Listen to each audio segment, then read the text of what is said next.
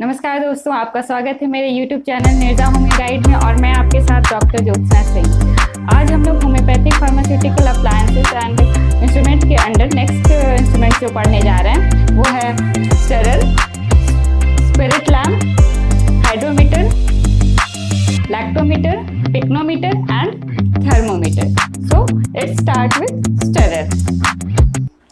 तो हम लोग लैब में जो स्टेरर यूज़ करते हैं वो मैग्नेटिक स्टेरर होता है। वो ऐसा एपरेटस जो कि उसके अपर साइड, वो जो उसका मशीन के जस्ट ऊपर हॉट प्लेट लगा रहता है और हॉट प्लेट के जस्ट मिडिल में हम लोग सॉल्यूशन को रखते हैं स्टीर करने के लिए।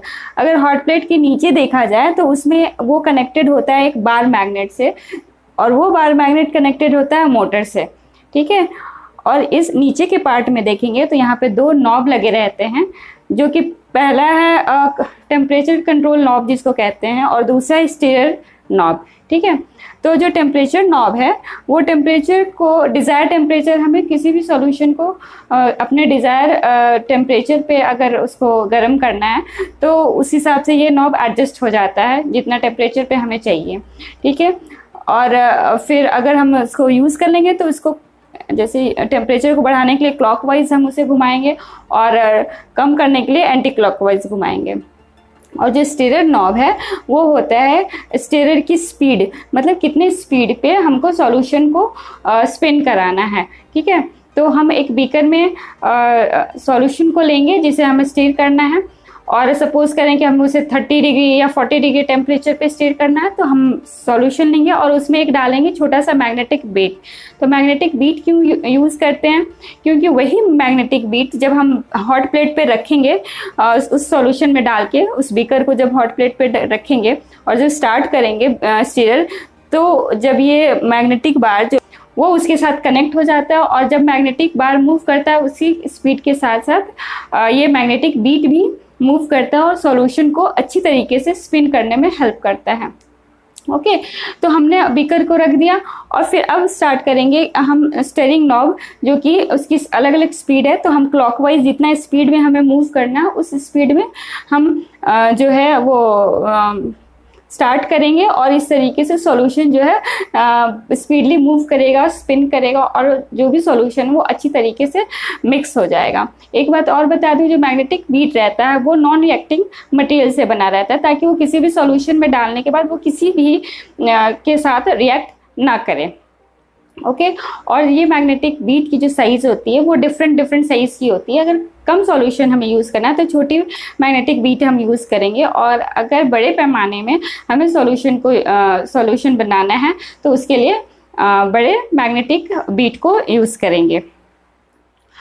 तो हमें समझ में आ गया कि इसका जो यूज़ है मेनली सॉल्यूशन को डिज़ायर टेम्परेचर और अच्छी तरीके से मिक्स करने के लिए हम इसका यूज़ करते हैं। मैग्नेटिक स्टीरर के अलावा हम लोग स्टीरर रॉड मैनुअली यूज़ करते हैं, जो कि ग्लास का बना रहता है, लॉन्ग रॉड बना रहता है, लेकिन उसके टिप पे स्मॉल राउंड उसका जो होता है वो टिप होता है ताकि हम किसी भी सॉल्यूशन को अच्छे से मिक्स करें। और ये हम लोग मैनुअली करते हैं उस रॉड को लेकर, ठीक है। जैसे मैग्नेटिक रॉड क्या एक मशीन है जो अगर ज़्यादा मात्रा में वॉल्यूम सॉल्यूशंस को बनाना है तो हम वो यूज़ करते हैं, अगर कम है तो हम ये स्टीरर रॉड को यूज़ करके हम लोग सॉल्यूशन को अच्छी तरीके से मिक्स कर लेते हैं। नेक्स्ट जो है वो स्पिरिट लैम्प है। तो ये स्पिरिट लैम्प जो है वो जनरली ग्लास का बना होता है या एल्युमिनियम का बना होता है और नीचे में उसका जो शेप होता है वो एक्सपैंडेड होता है। उस एक्सपैंडेड जो ग्लास है उसमें हम लोग स्पिरिट रखते हैं, ठीक है।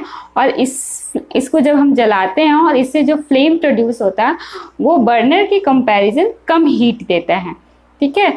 तो इसके लिए इसका फार्मास्यूटिकल लैब में काफ़ी यूज़ होता है, टेस्ट ट्यूब वगैरह जिन सॉल्यूशंस को गर्म करने के लिए, क्योंकि इसका जो हीट है वो इतना ज़्यादा नहीं होता है। तो हम अपने डिज़ायर के हिसाब से, अपने रिक्वायरमेंट के हिसाब से सॉल्यूशंस को गर्म कर सकते हैं। वैसे रूरल एरियाज़ में भी स्पिरिट का यूज़ होता है जहाँ पे गैस वगैरह नहीं होता, तो इसी स्पिरिट लैम्प का यूज़ किया जाता है। नेक्स्ट है हाइड्रोमीटर। हाइड्रोमीटर एक ऐसा इंस्ट्रूमेंट है जो कि किसी भी लिक्विड, डिफरेंट लिक्विड का स्पेसिफिक ग्रेविटी या फिर रिलेटिव डेंसिटी मेजर करने के लिए यूज़ किया जाता है।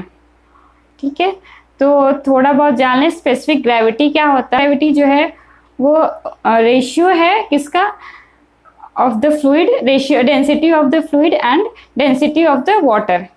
तो डेंसिटी ऑफ वाटर के कंपैरिजन में जो गिवन फ्लूइड है उसकी डेंसिटी पे स्पेसिफिक ग्रेविटी को मेज़र कर सकते हैं। अगर हमें किसी भी फ्लूइड का डेंसिटी पता हो तो अगर सपोज कीजिए specific gravity is equal to ratio of density of fluid and density of water. तो डेंसिटी ऑफ वाटर एक स्टैंडर्ड है जो हमें पहले से पता है कि इसका स्पेसिफिक ग्रेविटी वाटर का कितना, उसके कंपैरिजन में जो लिक्विड है वो हम उसकी डेंसिटी हमें पता हो तो हम आराम से स्पेसिफिक ग्रेविटी निकाल सकते हैं। ये हुआ मैनुअली फार्मूला के थ्रू, बट हम लैब में इसको चूँकि बड़े पैमाने पे सारे सॉल्यूशंस का यूज़ किया जाता है तो उसकी डेंसिटी जानने के लिए हम इंस्ट्रूमेंट का यूज़ करते हैं। तो उस इंस्ट्रूमेंट को हम लोग हाइड्रोमीटर कहते हैं। तो हाइड्रोमीटर जो है एक ग्लास का बना होता है वो, और उसके 3 पार्ट्स हैं। सबसे टॉप जो है वो एकदम पतला नैरो बना हुआ है और वो ग्रेजुएटेड होता है, उस पर लिखा रहता है 1.1, 1.2, 3 ऐसे करके वो मार्किंग की रहती है। वो है स्पेसिफिक ग्रेविटी की जितनी डेंसिटी होगी उस हिसाब से उस पर वो मार्किंग पे वो लिक्विड चला जाता है। तो वो बहुत ज़्यादा पतला इसलिए बनाया गया ताकि वो हाइड्रोमीटर को सेंसिटिव रख सके। उसके बाद मिडिल में हम देखेंगे कि एक ट्यूबुलर हॉलो सिलेंडर जैसा है। ठीक है, तो ये जो है इसका काम होता है लिक्विड को डिस्प्लेस करना। जब हम लिक्विड के अंदर इमर्ज करेंगे, डालेंगे, तो वो क्या करता है, थोड़ा जब वो अंदर जाता है तो थोड़ा सा डिस्पर्स करता है वाटर को। तो जिस भी लिक्विड की जो डेंसिटी है अगर कम होगी, ठीक है, लाइटर होगा वो, तो ये आसानी से डिप कर जाता है। पर अगर गिवन फ्लूइड की या गिवन जो सॉल्यूशन उसकी डेंसिटी अगर ज़्यादा है तो उस कंडीशन में ये फ्लोट करता है। ठीक है, और इसका जो तीसरा पार्ट है जो सबसे नीचे रहता है वो छोटा सा बल्ब की तरह है देखने में। ठीक है, उस बल्ब में क्या होता है, लेड शॉर्ट होते हैं या फिर मरकरी होता है, जिसकी वजह से ये जो इंस्ट्रूमेंट को हैवी बना के रखता है और स्टेबल बना के रखता है जब हम उसको किसी भी सॉल्यूशन में डिप करेंगे तो। ठीक है, तो जब इस पूरे रॉड को जब हम लोग जिसे हम लोग हाइड्रोमीटर कहते हैं उसको जब हम किसी लिक्विड में डिस्पर्स करेंगे, ठीक है, तो वो हमें बताएगा कि इस लिक्विड की या इस फ्लूइड की कितनी डेंसिटी है या इसका स्पेसिफिक ग्रेविटी कितना है। ठीक है, तो इसका सबसे ज़्यादा यूज़ एग्जाम वगैरह में भी आता है कि what is the use of hydrometer. ठीक है, तो हम आसानी से समझ गए कि इंस्ट्रूमेंट कैसा और इसका यूज़ होता है स्पेसिफिक ग्रेविटी या फिर रिलेटिव डेंसिटी मेजर करने के लिए हाइड्रोमीटर का यूज़ किया जाता है। Next is the lactometer. तो लैक्टोमीटर जो इंस्ट्रूमेंट है इसका यूज़ मिल्क की स्पेसिफिक ग्रेविटी को मेजर करने के लिए किया जाता है। ये इंस्ट्रूमेंट देखने में ऊपर से पतला लंबा है, बीच में बल्ब शेप का बल्ब है थोड़ा सा निकला हुआ, और सबसे नीचे छोटा सा बल्ब है जो कि उसमें छोटे छोटे स्पॉट्स बने रहते हैं। तो इसका जो स्टेम है वो ग्रेजुएटेड रहता है, वो स्टेम पे जो रीडिंग दी रहती है जो भी 1.1112 जो रीडिंग दी रहती है वो स्पेसिफिक ग्रेविटी बताती है। ठीक है, और ये इंस्ट्रूमेंट जो रीडिंग देती है वो 1015 स्पेसिफिक ग्रेविटी से लेके 1040 के बीच की रीडिंग देती है। बट वो उस इंस्ट्रूमेंट पे जो है वो 1015 की बजाय सिर्फ 15 लिखा रहता है। तो 15 to 40 के बीच की इसकी स्पेसिफिक ग्रेविटी को ये मेज़र करके बताते हैं। इसकी एक और ख़ास बात है कि ये एक ख़ास टेम्परेचर पे इसकी रीडिंग है। तो जो टेम्परेचर वो 60 डिग्री फ़ारेनहाइट है। तो अगर 60 डिग्री फ़ारेनहाइट का अगर हम मिल्क यूज़ करते हैं तो उसका जो स्पेसिफिक ग्रेविटी है वो एक्यूरेट बताएगा जो उस पे है। लेकिन अगर हम 60 डिग्री फ़ारेनहाइट से ज़्यादा टेम्परेचर है और तब हम स्पेसिफिक रीडिंग करेंगे तो उसमें हमें 0.1 ऐड करना पड़ेगा, तब जाके स्पेसिफिक ग्रेविटी उस मिल्क की सही आएगी। उसी तरीके से अगर मिल्क का जो टेम्परेचर है 60 डिग्री फ़ारेनहाइट से कम है तो उसकी रीडिंग लेते वक्त हमें 0.1 माइनस करना होगा, जो भी स्पेसिफिक ग्रेविटी आएगी उसमें से 0.1 माइनस करना होगा, तो हमें एक एक्यूरेट स्पेसिफिक ग्रेविटी मिल जाएगी। Next is the pycnometer. तो इस इंस्ट्रूमेंट का दूसरा नाम स्पेसिफिक ग्रेविटी बोतल है, और इसका जो यूज है वो लिक्विड को मेजर करने के लिए, साथ में ग्रैनुलर सॉलिड्स को भी मेजर करने के लिए, उसकी स्पेसिफिक ग्रेविटी को मेजर करने के लिए इसका यूज किया जाता है। और ये क्वेश्चन एग्जाम्स में भी पूछे जाते हैं कि ग्रैनुलर सॉलिड्स या लिक्विड के स्पेसिफिक ग्रेविटी को मेजर करने के लिए क्या यूज किया जाता है। तो ऑप्शन में कितने बार स्पेसिफिक ग्रेविटी बोतल दिया रहता है और या फिर पिक्नोमीटर दिया रहता है, तो हमें दोनों ही पता होना चाहिए। पिक्नोमीटर ग्लास का बना होता है, और ये नीचे से इसका जो बॉटम होता है वो फ्लैट होता है, और ऊपर थोड़ा बल्जिंग रहता है, और लॉन्ग इसका नेक रहता है। उस नेक के ऊपर स्टॉपर रहता है, जो कि वो भी ग्लास का ही बना रहता है, ग्लास स्टॉपर कहते हैं उसको। तो जब हम इसमें लिक्विड डालते हैं इस बॉटल में, तो और उसके बाद जब स्टॉपर लगाते हैं तो कुछ लिक्विड बाहर आ जाता है। तो स्टॉपर लगाने के बाद जो लिक्विड बाहर आ गया वो एक्स्ट्रा लिक्विड था, यानी बॉटल के अंदर जो लिक्विड है वो एग्जैक्ट वॉल्यूम जो है उसका वो रीड करता है, और उस बॉटल पे वॉल्यूम्स लिखे रहते हैं। वो जनरली 20, 25 और 50 सेंटीमीटर क्यूबिक का ये बॉटल रहता है।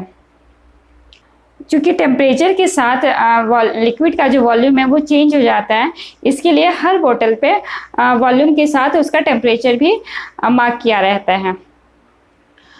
और जब हम इसको यूज़ करेंगे तो इस बात का ध्यान रखेंगे कि बॉटल को उसके नेक से पकड़े, क्योंकि टेम्परेचर के अनुसार लिक्विड का जो वॉल्यूम चेंज हो जाता है, तो एग्जैक्ट रीडिंग नहीं आएगी।